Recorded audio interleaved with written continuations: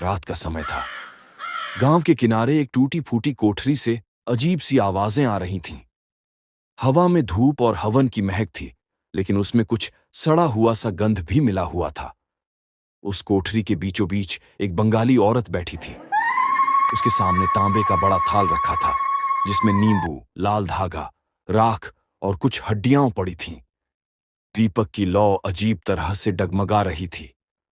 औरत अचानक मंत्र पढ़ने लगी। ओम काली महाकाली, रक्तपाई, रुद्र रूपिणी, आ जाओ, आ जाओ। जैसे जैसे मंत्र तेज होता गया, उसका चेहरा बदलने लगा। आंखें लाल हो गईं, बाल अपने आप खुलकर बिखर गए। उसका गला भारी और खुरदुरी आवाज में बोलने लगा।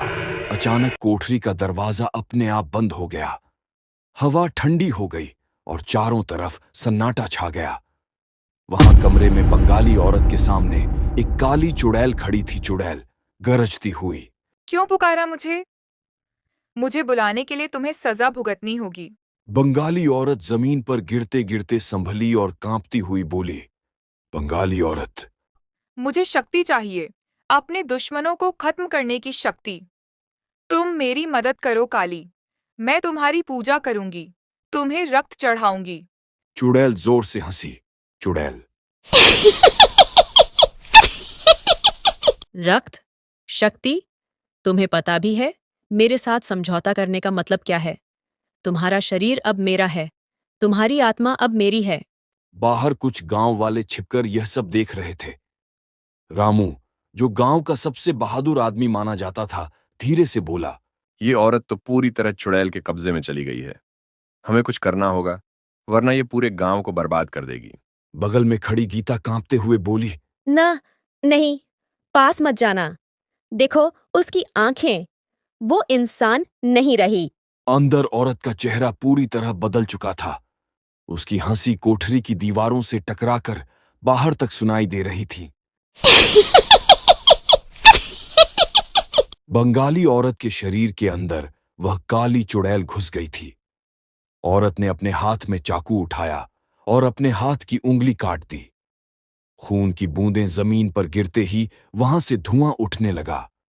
चुड़ैल बंगाली औरत के मुंह से। और रक्त, और चाहिए, तभी मैं पूरी तरह जागूंगी। बंगाली औरत कांपती आवाज में, जैसे दो आत्माएं एक साथ बोल रही हों। नहीं, ये मेरा शरीर है। मैं तुझे तुझे बाहर नहीं आने दूंगी। हाँ, तू रोक नहीं सकती। अब मैं तेरे जरिए पूरे गांव को अपने कब्जे में लूंगी। यह सब देख गांव वाले भयभीत हो गए। कोठरी के बाहर अचानक आंधी चलने लगी, पत्ते उड़ने लगे और रात और भी काली हो गई। गांव वाले डरकर भाग खड़े हुए।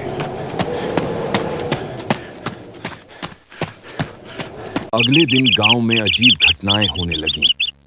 एक ही रात में 5 मवेशी मर गए। 2 बच्चे अचानक बीमार पड़ गए।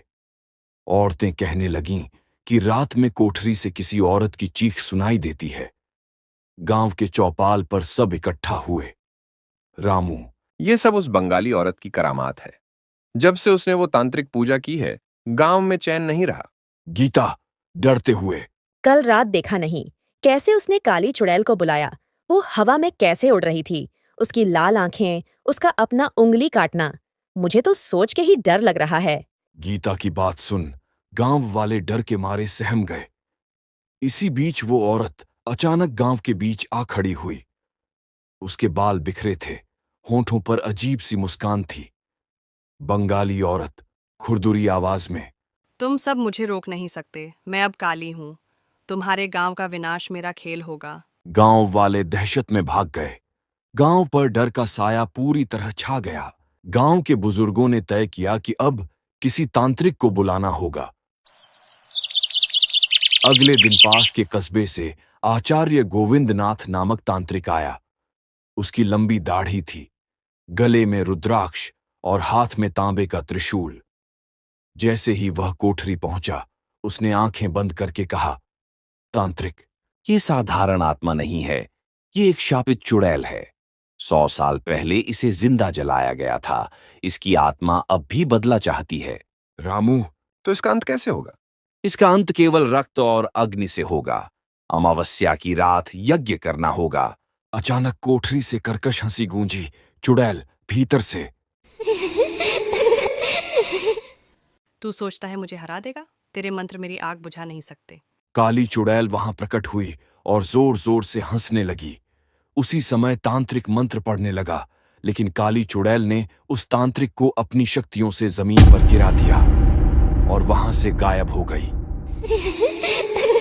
हर रात चुड़ैल उस बंगाली औरत को खून पीने पर मजबूर करती। कभी बकरा मार देती, कभी इंसानों पर हमला करती। बंगाली औरत चीख चीख कर अपने शरीर पर काबू पाने की कोशिश करती, लेकिन चुड़ैल हावी हो जाती। बंगाली औरत रोते हुए, नहीं, मैं ये नहीं करना चाहती, मुझे बचा लो। चुड़ैल कर्कश हंसी में, तेरे शरीर से ही मैं जिंदा हूँ, तू अब मेरी दासी है। गांव से लोग रहस्यमयी ढंग से गायब होने लगे और सुबह गांव में उसी झोपड़ी के पास लोगों की लाश मिलती। तांत्रिक ने घोषणा की, अमावस्या की रात यज्ञ होगा, तभी इसे रोका जा सकता है। गांव वाले डर के बावजूद तैयार हुए। उस रात नदी किनारे अग्निकुंड सजाया गया। मंत्रों की गूंज के बीच सब बैठे थे। अचानक आंधी चलने लगी, आसमान में बादल गरजने लगे। औरत वहां पहुंची, लेकिन अब वो औरत नहीं, पूरी चुड़ैल थी। चुड़ैल अग्नि के बीच खड़ी हो गई। चुड़ैल, तुम सोचते हो कि मुझे आग में बांध लोगे? मैं तो आग में ही जन्मी हूँ। तभी बंगाली औरत की असली आत्मा बाहर आई। उसने चीखते हुए कहा, बंगाली औरत, अगर तू मेरे शरीर से जिंदा है तो आज मैं तुझे जला दूंगी। उसने खुद को अग्निकुंड में झोंक दिया। चुड़ैल चीखने लगी। चुड़ैल चीखते हुए, नहीं नहीं, मुझे छोड़ दो। आग की लपटें तेज हुईं और चुड़ैल भस्म हो गई। गांव में शांति लौट आई, लेकिन लोग कहते हैं चुड़ैल पूरी तरह नहीं मरी। कभी कभी रात में वही हंसी सुनाई देती है।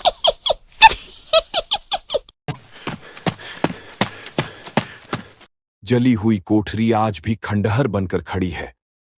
रामू धीमे स्वर में, हमने सोचा था सब खत्म हो गया, लेकिन उसकी आंखें अब भी अंधेरे में चमकती हैं।